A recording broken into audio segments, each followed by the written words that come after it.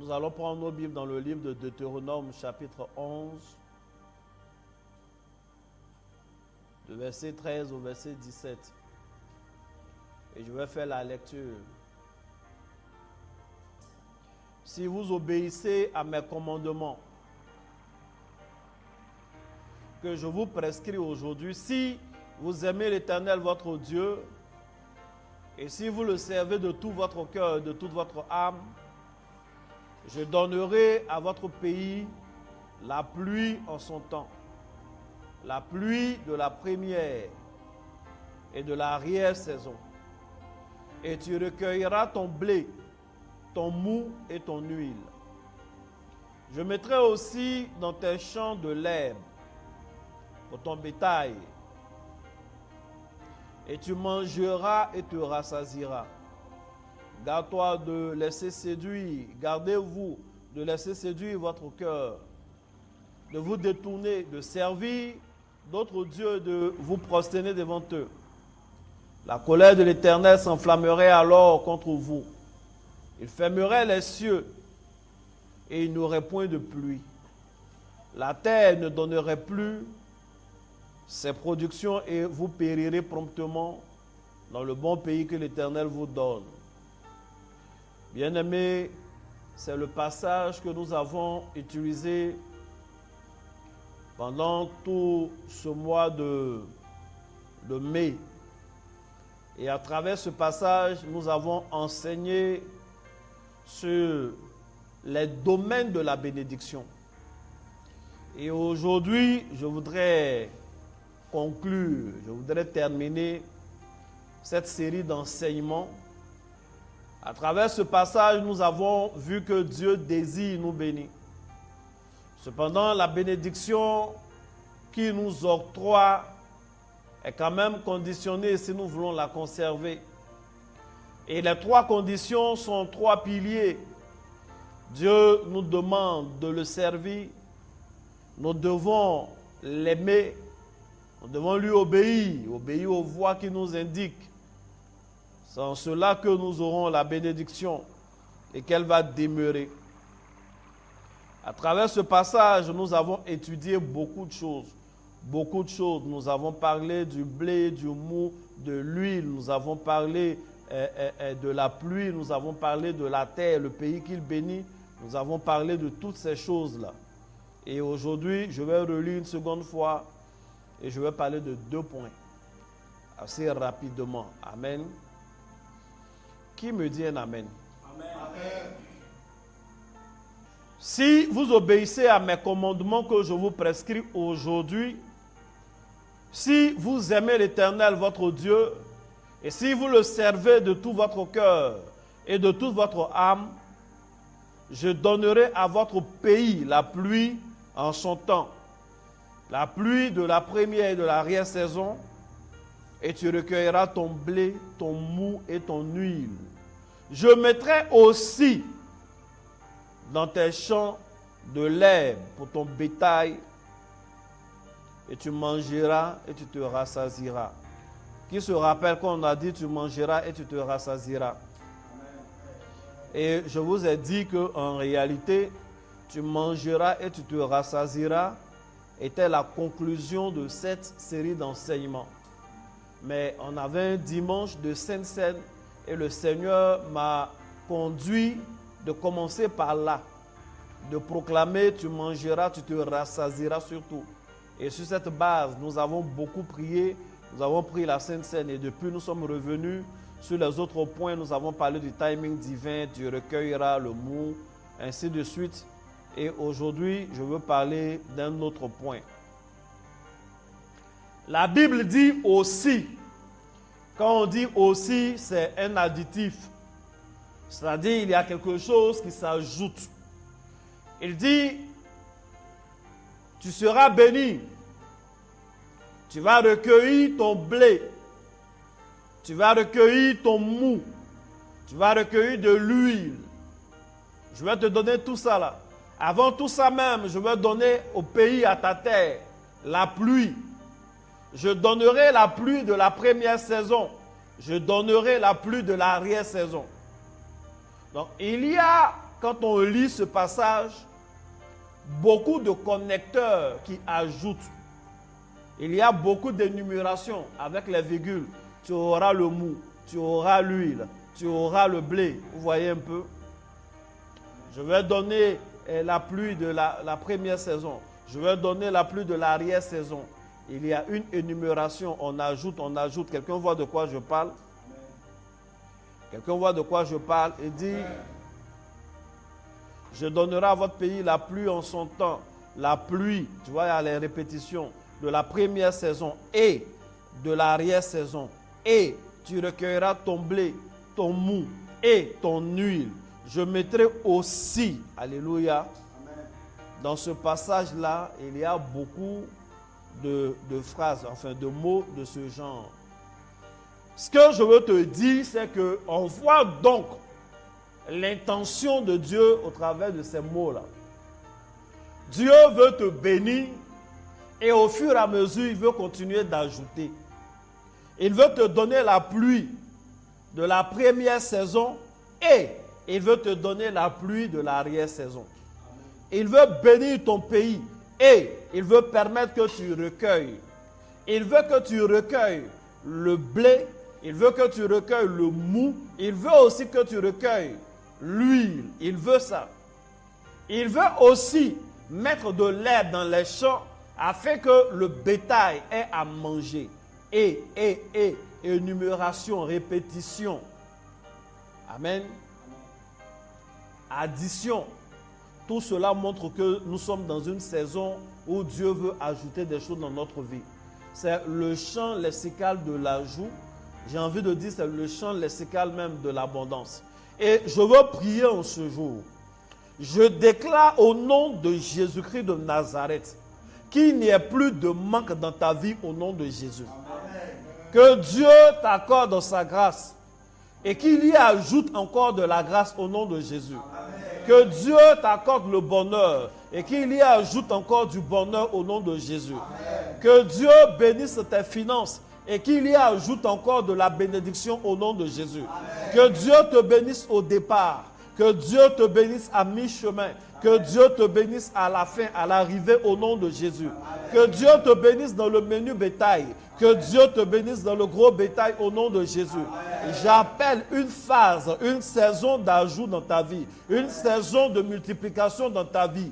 Que Dieu ajoute encore et encore, qu'il ajoute encore et encore, qu'il ajoute des opportunités encore et encore, qu'il ajoute des opportunités encore et encore, qu'il ajoute des biens encore et encore, qu'il ajoute du matériel encore et encore. Que Dieu te multiplie ses faveurs, que Dieu te multiplie ses faveurs, que Dieu te multiplie sa grâce, que Dieu te multiplie ses connexions, que Dieu te multiplie les anges qu'il a mis à ta disposition, que Dieu te multiplie les grandes plateformes, que Dieu multiplie les idées au nom puissant de Jésus. Aujourd'hui, Dieu dit, il va mettre de l'herbe dans tes champs. C'est une bonne chose. Vous savez, qu'est-ce que je veux vous enseigner? Quand on parle de champ, un lieu qu'on a cultivé, ainsi de suite. Mais en réalité, la pensée que je veux véhiculer aujourd'hui est quelque peu différente. Parce que quand nous parlions d'huile, donc de l'olivier, quand nous parlions de vigne, de mou, quand nous parlions de blé, en ce moment-là, on parlait déjà de champs, s'il s'agissait de parler des champs qu'on cultive. Mais en plus, là, Dieu vient parler de champs. En réalité, le champ dont nous parlons ici, il ne s'agit pas de surface cultivée. Ce n'est pas le champ d'igname, ce n'est pas le champ de banane, ce n'est pas le champ de blé. En fait, c'est toutes ces surfaces-là qui ne sont pas encore cultivées. Quand il dit « je mettrai de l'herbe dans tes champs », quand même, si c'est ton champ normal que tu as fait là, et que Dieu dit « il va mettre de l'herbe dedans », est-ce que ça t'arrange? Imagine, tu fais ton champ d'arachide, un matin tu vas à l'église. Ça, je parle à nos frères et sœurs qui sont à Andé. À Andé, nous sommes là-bas à Réveil des Héros. Et là-bas, il y a beaucoup de planteurs cultivateurs. Imagine, tu viens à l'église dimanche et puis il y a une prophétie qui sonne. Ainsi parle l'Éternel, cette année, je mettrai de l'herbe dans vos champs. Mon cher, il faut demander pardon à Dieu. Oh Seigneur, on a fait quoi? Et puis tu veux mettre de l'herbe dans nos champs. Nous-mêmes, on n'arrive pas encore à enlever. Amen. Donc, on ne parlera pas de champs cultivés. Mais il s'agit des prêts. Prêts, P-R-E, accent qui va là-bas, là, et puis S. Amen. Il s'agit de toutes ces surfaces qu'on n'a pas cultivées. Il s'agit des vallées et des plateaux surtout, où il peut y avoir la sécheresse. En fait, c'est une zone où l'homme n'a pas encore fait quelque chose. Et Dieu leur promet en disant que cette zone qui aurait pu être inutile, cette zone qui ne dépend même pas de vous, vous n'avez pas la sémence de l'herbe. Vous savez ce qu'il faut s'aimer pour récolter la vigne.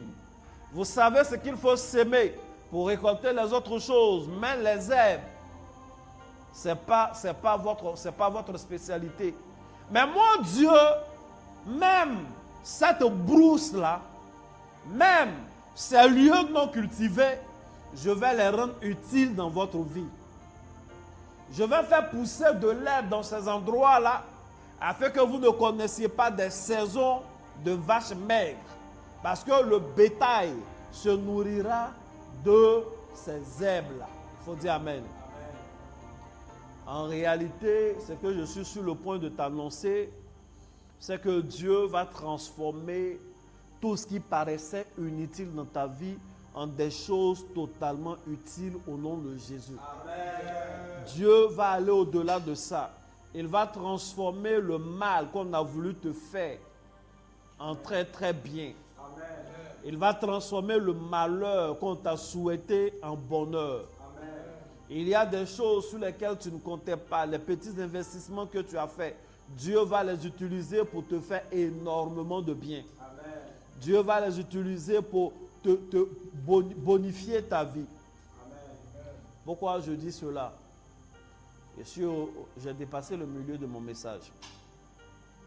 En réalité, quand on parle de chants, les chants dans la Bible, très souvent, il y a une connotation négative. Ce n'est pas positif. Très souvent, c'est problématique quand on parle de chants. La preuve, quand Dieu a créé Adam et Ève, il ne les a pas laissés dans les champs. Il a créé les champs, il a créé les animaux des champs, mais pour sa créature préférée, il va planter un jardin. Le jardin est différent des champs. Le jardin, c'est un endroit aménagé. Les plantes sont sélectionnées. On connaît leur saison, on connaît leur utilité. Donc, Adam et Ève n'étaient pas Tarzan, ils n'étaient pas dans la brousse. Comme souvent, on nous montre les images. Adam et Ève sont dans la brousse d'une manière, non comme si ils étaient Tarzan. Non, non, non. Adam et Ève étaient dans un jardin aménagé par les soins de Dieu. Un jardin bien tondu, bien propre. Un jardin où il y a un fleuve qui sortait, qui se divise en 4 bras. C'était propre. Les arbres étaient beaux, c'était bien. Adam n'est pas Tarzan. Il faut dire Amen. Quand on parle de chant, pour revenir à ce que je disais, ça a une connotation négative. Voyez-vous, la première fois qu'il va y avoir un meurtre dans l'histoire de l'humanité, ce meurtre-là a été causé où ça? Dans des champs. Dans des champs, je vais vous lire. Genèse 4, verset 8. Cependant, Caïn adressa la parole à son frère Abel. Mais comme ils étaient dans les champs, Caïn se jeta sur son frère Abel et le tua. Ils étaient où ça? Ils étaient dans les champs. C'est dans la brousse, c'est dans cet endroit non aménagé, les mêmes champs dont on parle ici. Étant dans les champs, il se jette sur son frère. Donc la première fois qu'il y a meurtre d'un humain sur la terre, c'est dans les champs. Donc la première scène de crime de l'histoire de l'humanité, c'est les champs. Donc quand on parle de champs, dans le langage biblique, très souvent, la connotation peut être négative. Il faut dire Amen. Amen. Genèse, chapitre 25, verset 27. Dans ce verset, on parle de deux hommes. Je vous lis. Ses enfants grandirent. Ésaü devint un habile chasseur, un homme des champs. Mais Jacob fut un homme tranquille. Il restait sous les tentes. Amen. Amen. On connaît la suite de l'histoire. Il y avait Jacob, il y avait Ésaü. Le nom qu'on donne à Ésaü, c'est que c'était un homme des champs. Et ce Ésaü-là, il sera rejeté. Et c'est lui qui était l'homme des tentes, qui était tout le temps sous les tentes, un homme tranquille. C'est lui qui va prendre la bénédiction. Amen. Amen. Donc les champs ont une connotation très souvent négative. Genèse 25, verset 29.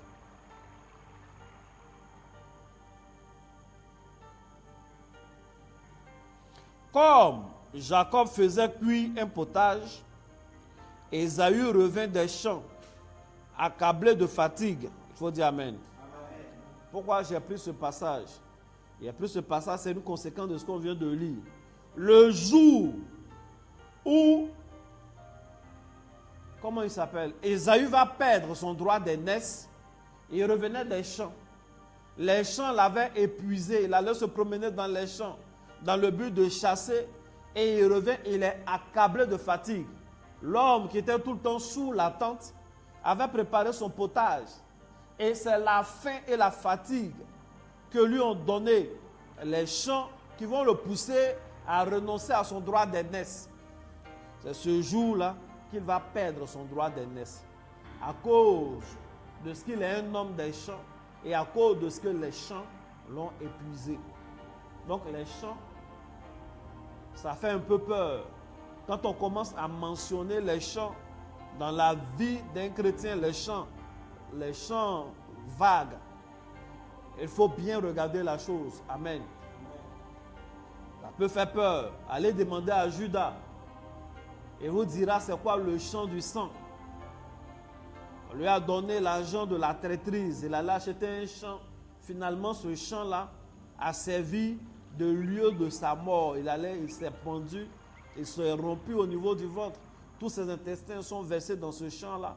C'est le salaire du sang, c'est le champ du sang. Amen. Amen. Ils étaient deux à avoir tourné dos à Jésus. Judas a tourné dos à Jésus. Pierre a renié Jésus. Mais Pierre s'est retrouvé dans une cour auprès d'un feu. Judas s'est retrouvé dans les champs.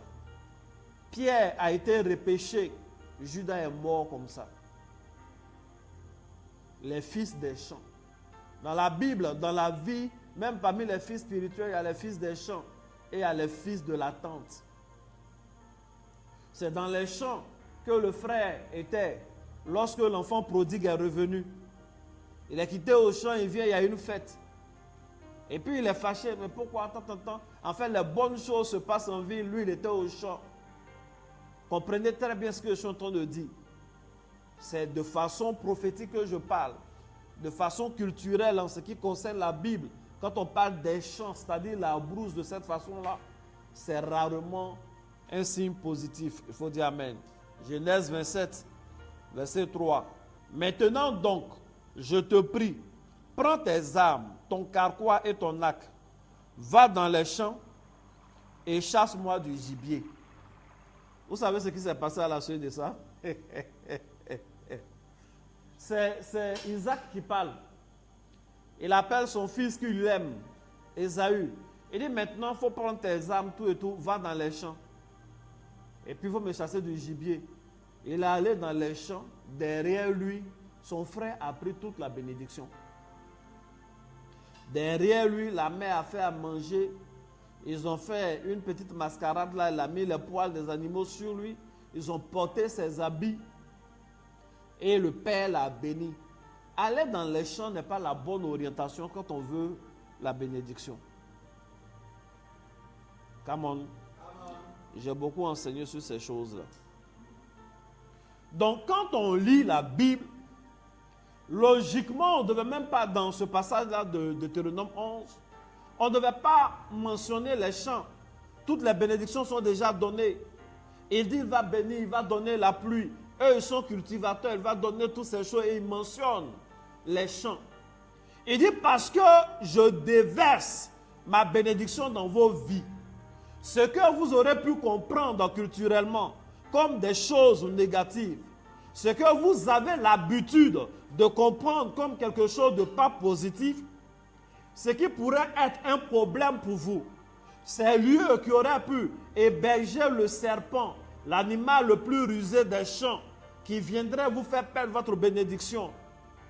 Ces lieux qui auraient pu servir de lieu de meurtre, où des Caïns vont assassiner leur Abel. Ce lieu qui aurait pu servir de lieu où des Ésaü vont se perdre. Ces lieux qui allaient être des lieux de fatigue, où des Ésaü allaient perdre leur droit d'aînesse. Ces lieux qui fatiguent, ces lieux qui dépossèdent de gloire. En ce qui vous concerne, parce que ma bénédiction va se poser sur vous, ces lieux-là ne seront pas des lieux négatifs. En ces lieux également, ma pluie va tomber. En ces lieux également, je vais faire pousser de l'herbe. Et ces lieux seront utiles parce qu'ils vont nourrir votre bétail. Amen. Lorsque la bénédiction de Dieu est sur la vie d'une personne, il transforme même les situations les plus périlleuses en des situations glorieuses. Il est capable de mettre même les ennemis à sa disposition.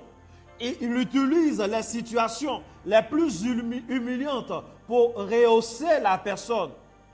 Il utilise les situations les plus tristes pour donner les moments les plus joyeux. Je ne sais pas ce qui t'a fait pleurer hier. Je ne sais pas ce qu'on dit être négatif dans ta famille. Je ne sais pas les malédictions d'hier. Mais je t'annonce que ces choses d'hier, qui étaient des problèmes, à partir de cette saison, ces lieux-là vont produire des choses utiles au nom de Jésus. Amen. Ce qui t'a fait souffrir hier, en cette saison, ne te fera pas souffrir au nom puissant de Jésus. Amen.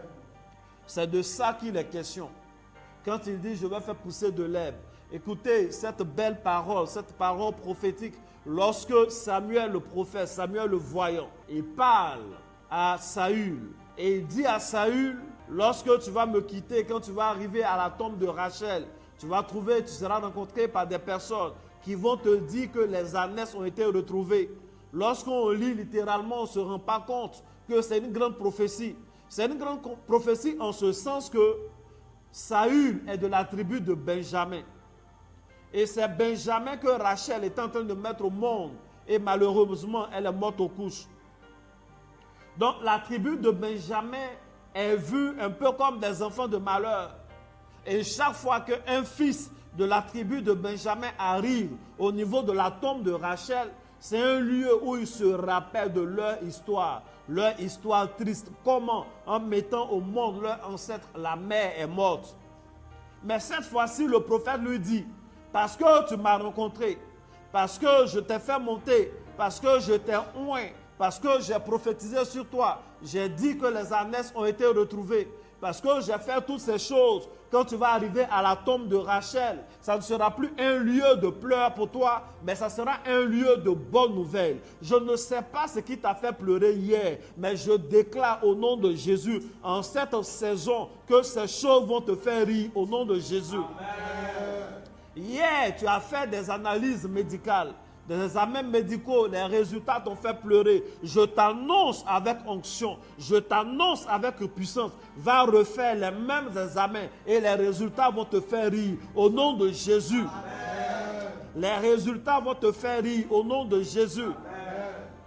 Il y a des gens chaque année, au milieu de l'année ou à la fin de l'année, il y a toujours un malheur. Je déclare en cette saison, grâce à la bénédiction qui est déversée sur toi, en ces mêmes saisons où tu as pleuré les autres années, en ces mêmes saisons où tu as été humilié les autres années, en cette même saison, Dieu va t'honorer au nom de Jésus. Amen. Dieu va te restaurer au nom de Jésus. Amen. Dieu va rehausser ton image au nom de Jésus. Amen. Dieu va te donner une gloire nouvelle au nom puissant de Jésus. Les moments de malheur se transforment en moments de bonheur au nom de Jésus. Les moments de peine se transforment en moments de gloire au nom puissant de Jésus.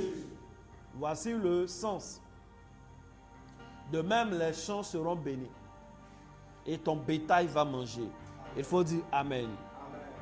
Pour conclure, je veux lire un dernier verset. Est-ce que la parole te fait du bien? La bénédiction de Dieu est une bénédiction no limites. Elle couvre tout. C'est-à-dire, Dieu te bénit depuis ta chambre, tes activités jusque dehors. Et même au dehors où tu n'as pas cultivé dans les champs, il te bénit. C'est-à-dire, tes efforts, il les récompense. Et ce qui devait être le malheur, il le transforme en bonheur. C'est-à-dire, quand on prend un Joseph, on le vend pour qu'il soit esclave. On ment sur lui pour qu'il soit prisonnier. Finalement, ça fait de lui un gouverneur. Ça fait de lui premier ministre. C'est ça la bénédiction de Dieu. C'est ça la bénédiction de Dieu. La bénédiction de Dieu, c'est quand on te prend comme une graine. On t'humilie, on te marche dessus, on t'enterre, alors qu'en réalité, ils sont en train de te s'aimer. Et demain, cette petite graine-là fait trembler la terre. La petite graine sans force, elle prend racine, elle fissure la terre, elle trouve un chemin où faire sortir la tête et elle grandit, elle devient un grand arbre qui porte du fruit et sous lequel les hommes viennent trouver de l'ombre. Voici les choses de Dieu. Voici les merveilles du Seigneur. Et ce sont ces choses que j'annonce dans ta vie. Amen. Et ce sont ces choses que j'annonce dans ta carrière. Amen. Et ce sont ces choses que j'annonce dans ton ministère. Amen. Et ce sont ces choses que j'annonce dans la vie de tes fils, dans la vie de tes filles. Ce sont ces choses que j'annonce dans tes activités. Amen. Je vous lis un passage. Ésaïe 65, donc, verset 10. Il est écrit: le Saron servira de pâturage au menu bétail, et la vallée d'Accord servira de gîte au gros bétail, pour mon peuple qui m'aura cherché. Amen. Le Saron servira de pâturage au menu bétail, et la vallée d'Accord servira de gîte au gros bétail, pour mon peuple qui m'aura cherché. Voyez dans les deux versets que je viens de lire, dans le verset de Deutéronome, dans le verset d'Ésaïe que je viens de lire, on a l'impression que le miracle que Dieu fait, la bonté de Dieu, c'est qu'il va faire pousser de l'herbe. Et il dit ton bétail va manger. Ça présuppose que tu as déjà un bétail. Amen. Amen. Le bétail à leur époque et même aujourd'hui encore est une grande richesse. Croyez-moi, les troupeaux de bœufs, pour nous qui sommes à Bergerville ici, les troupeaux de bœufs, souvent on voit qu'ils se promènent, ça ne ressemble à rien là. C'est des millions qui vont comme ça. Oui. Mais ils ont des bœufs qui font 400 000, 500 000. Quand le troupeau passe, souvent ils sont en deux blocs de 50 comme ça. Il y a 50 ici. Donc il faut faire au moins 350 000 même fois 50. C'est l'argent qui se promène comme ça. Mais ce n'est pas l'argent. Oh, ça ne coûte pas 350 000. C'est les petits là qui coûtent 350 000. Les vrais prix, les moyens, c'est à partir de 400 000. Les moyens.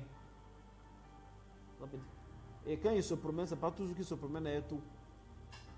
Maintenant, les vrais sont autour de 600 000, 700 000, 800 000. C'est le dernier temps même là. Quand tu demandes prix de bœuf, on dirait que tu as demandé prix de voiture. C'est cher. Donc le bétail, c'est de la richesse. Depuis la nuit des temps, celui qui a du bétail, il a de la richesse.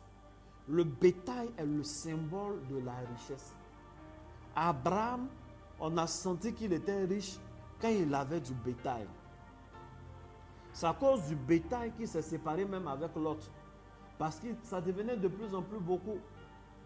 C'est pour du bétail qu'il y avait des guerres à leur époque et jusqu'à aujourd'hui.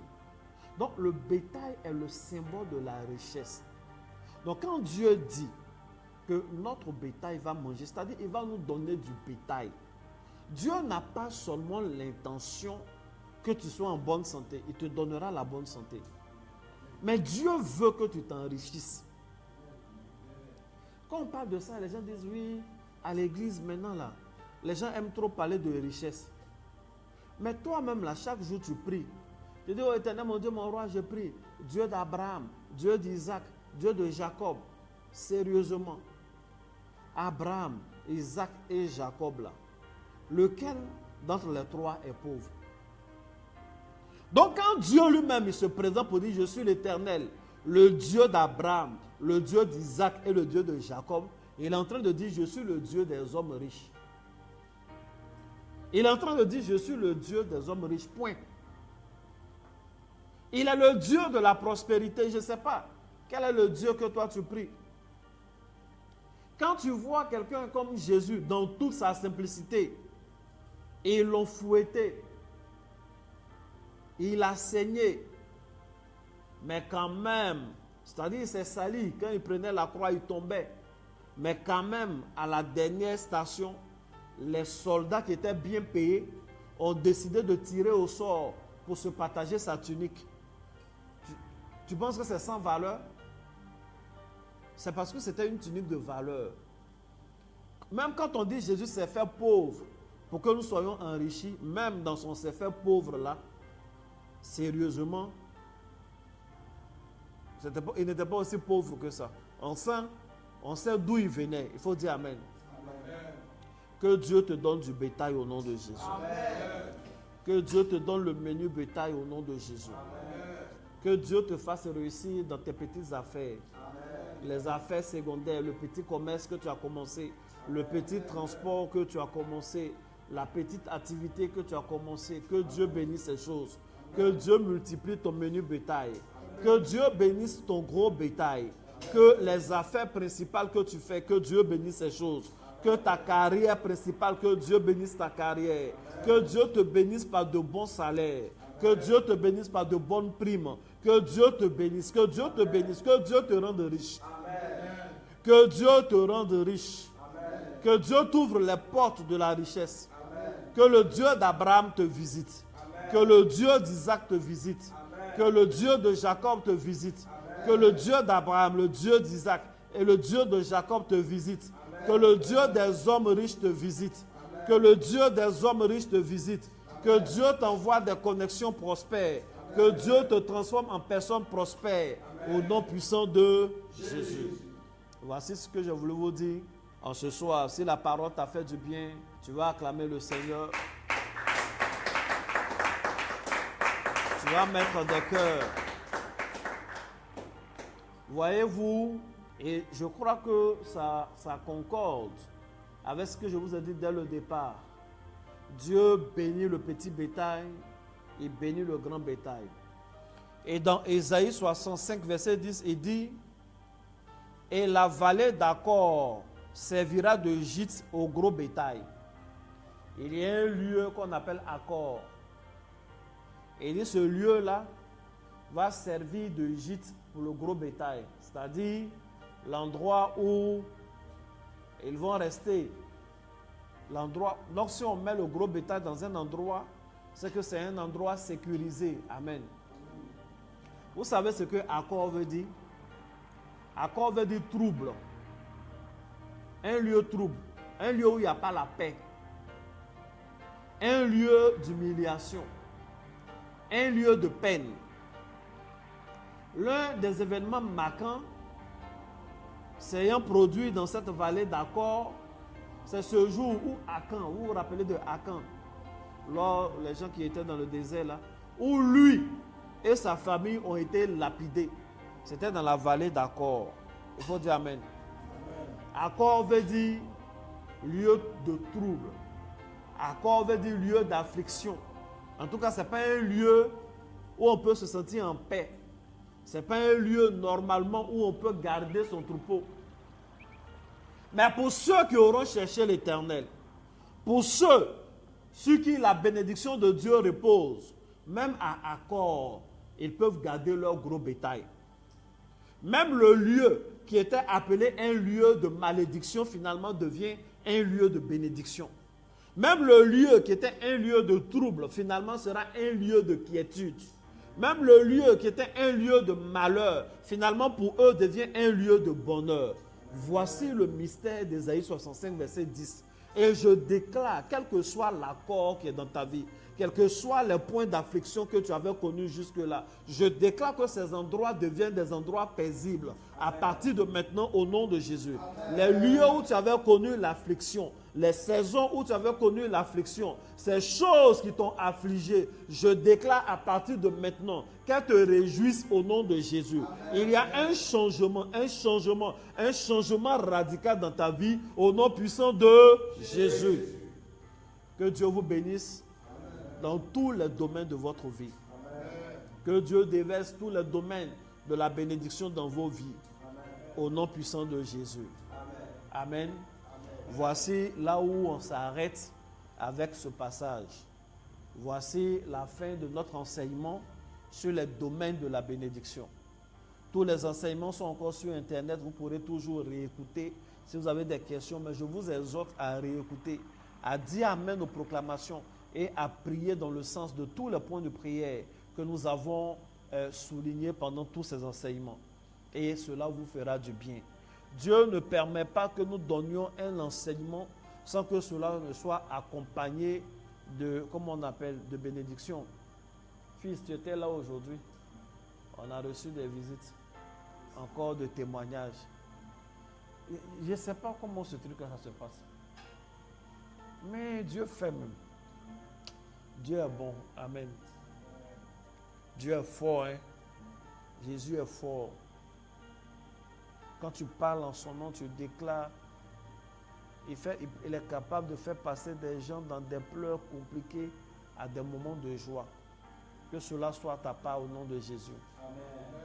Que Dieu te fasse passer des moments de pleurs en des moments de joie. Amen. Et qu'il te fasse évoluer des moments de joie en des moments de fête. Amen. Que tu évolues de bonheur en bonheur. De bonheur en bonheur au nom de Jésus. Amen. Donc on va s'arrêter là aujourd'hui. Que Dieu vous bénisse. Shalom.